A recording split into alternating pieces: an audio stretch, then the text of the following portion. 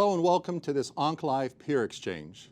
This panel discussion will feature expert perspectives on the use of immunotherapy in the treatment of hematologic malignancies. My name is Dr. Myron Chuchman. I am a professor of oncology and chief of the Lymphoma Myeloma Service for the Department of Medicine and also the head of the Lymphoma Translational Research Laboratory in the Department of Immunology at Roswell Park Cancer Institute in Buffalo, New York. Participating today on our distinguished panel is Dr. Marques Borrello, an associate professor of oncology at Sidney Kimmel Comprehensive Cancer Center at Johns Hopkins in Baltimore, Maryland. Madhav Dhodapkar, an Arthur H. Bunker professor of medicine and professor of immunobiology and the chief of the section of hematology at Yale Cancer Center, and Dan Douer, an attending physician for the Leukemia Service and leader of the acute lymphoblastic leukemia program at Memorial Sloan Kettering Cancer Center in New York. Thank you for joining us. Thank you. So let's begin. While there's a lot to learn about factors predicting response and resistance to immunotherapy in cancer, the recent data in this area are paradigm shifting. Patients across a large spectrum of tumor types in hematological malignancies, even many with poor prognoses, are the beneficiaries of our new therapeutic approaches that we're seeing are getting more and more clinically meaningful. Trials of combination therapies, which include multiple immunotherapies and targeted agents, are moving forward and show potential for even greater benefit. In this panel discussion, we will discuss the most up-to-date information available in this exciting field, including some presentations at this ASCO 2015. I'd like to get started by opening up a discussion with respect to the evolution of immunotherapy for heme malignancies and the progress to date. So, looking at a historical perspective of the evolution of immunotherapy for heme malignancies and their progress, I think I just want to go back that this is not a new idea, that the idea about potentially the magic bullet to start with was always, I remember when I was still in high school, it was a lot of years ago, that the magic bullet was going to cure all cancer. And the magic bullet that I remember reading when I think I was only in 10th grade at Memorial Sloan Kettering, that they had monoclonal antibodies and we didn't have to use chemo. That was back in the 70s, that they was going to cure all cancer. Well, that did not come to fruition, but I think it took a lot of decades, but we're getting a lot more ahead. And we do have that potential of less toxic, nonspecific treatments that are actually more beneficial for patients. We're seeing it now in our careers and as we've been going through treating patients for many years. I just want to mention that initial magic bullet was back in the 20th century, early 20th century with Paul Ehrlich, and he won the Nobel Prize in 1908. And it wasn't until 1975 that Kohler and Milstein actually developed the hybridomas and made monoclonal antibodies. And they won a Nobel Prize in 1984 in medicine. And it wasn't until 1988 that Greg Winter had the technology to actually start developing humanized monoclonal antibodies. But we shouldn't just restrict ourselves. I remember, just to mention, the B4 blocked ricin when I was a fellow was very exciting. It could have been a game changer. It was a CD19 targeted therapy. We'll be talking more about CD19 today. But the problem with that, I think, as we've learned a lot, was that it was actually an antibody with a toxin. It was an internalizing antibody. But the problem was that the B4 was a mouse antibody. And the problem was that blocked ricin is very immunogenic. So we learned that you can't use foreign proteins and big molecules that the body will find to be a foreign invader. And it turned out that it wasn't successful till we started developing what I said, the humanized antibodies. But I think we'd be actually limiting ourselves now because immunotherapy is a very wide base now. It's not just the magic bullet, but I think we have a lot of different immunotherapies. What I'd like to do is maybe start with Yvonne and ask you, what do you think about other types of immunotherapies? Maybe you can discuss with us. Sure, thank you.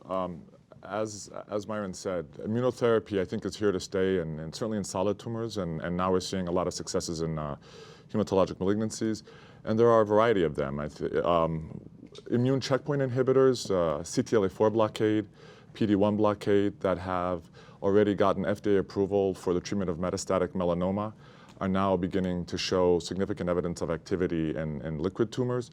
Certainly there's a lot of activity with PD-1 blockade in the treatment of Hodgkin's lymphoma, and it is also being tested in a variety of other diseases. I think one of the major differences between these two is the toxicity profile, with CTLA-4 giving more of a graft versus host type of effect or an immune-mediated immune effect.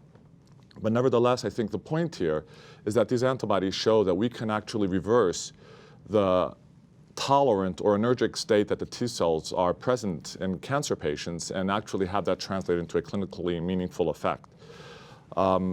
Vaccine therapy is another area where we're beginning to see potentially some signals. There is currently an FDA-approved vaccine in metastatic prostate cancer, Provenge, which is basically a whole cell vaccine. There are a variety of different approaches that are being currently used in hematologic malignancies, going from DNA or RNA coding for certain tumor-specific antigens to peptides and proteins. There are cell-based vaccines, such as the fusion between autologous tumor and dendritic cells. There are whole cell vaccine approaches, such as GM-CSF-based or GVAX approaches that are being tested. And so that is an area that I think that now that we've understood how vaccines work and the likelihood that they probably work best in a minimal residual disease setting, that we will begin to see some evidence of activity in that setting. And clearly, there are therapeutic antibodies targeting not just the checkpoint inhibitors that we mentioned earlier, but also surface proteins that are present on the tumors themselves. And I think we'll hear a little bit about that more later in the discussion. We'll move over to Madhav. What do you think about the basically immunomodulatory drugs with the success they've had in myeloma? Yeah, I think immunomodulatory drugs have really changed the landscape of myeloma, particularly in the last 15 years, starting with thalidomide, followed by Revlimid, and now most recently pomalidomide. And it's only more recently that we've begun to appreciate how really immunomodulatory they are and how they work. So I think it's likely that the next generation of immunotherapy trials in myeloma, for example, at least, or even in lymphoma and leukemias, will include these kind of drugs as combination therapies to enhance the effects of the other therapies that you just heard about. Yeah, I just want to comment. It's quite fascinating. We treat myeloma. I treat myeloma.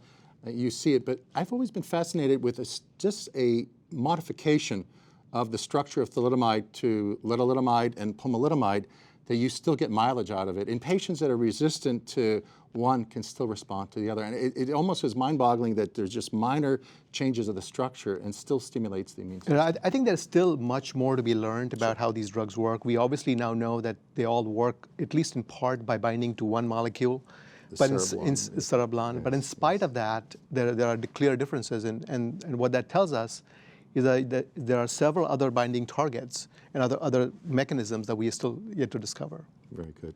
Dan, can you comment maybe on ALL and how has immunotherapy changed over the years you've been treating patients? Yeah, so historically, the most effective immunotherapy is allogeneic transplantation, which is probably the most effective treatment in AML and possibly also ALL. And it's not because of the high doses of chemotherapy that we give. It is more because of the T cells of the donor reacting against for the host leukemia cells. The problem there, it also reacts against the normal host cells, and the big problem is graft versus host disease. So this is a toxicity that we're trying to reduce, but is inherited in allogeneic transplantation. But clearly, this is a proof of concept that immunotherapy clearly works, in this case, when you use foreign T cells. Now, I'll be discussing a little bit later that now there are technologies in which you can use the patient's own T cells and modify them in a way that you can also have them react against leukemia cells, and you don't have the graft versus host disease. Those are the CAR T cells you'll be talking about. The CAR T cells and others. So this is the big change from allogeneic cells to the patient's own cells. Because if you think about it, the T cells of your own body shouldn't fight against the cancer cells. Otherwise, it would work on its own. You have to modify it, and I'll talk about it later. Very good. Thank you.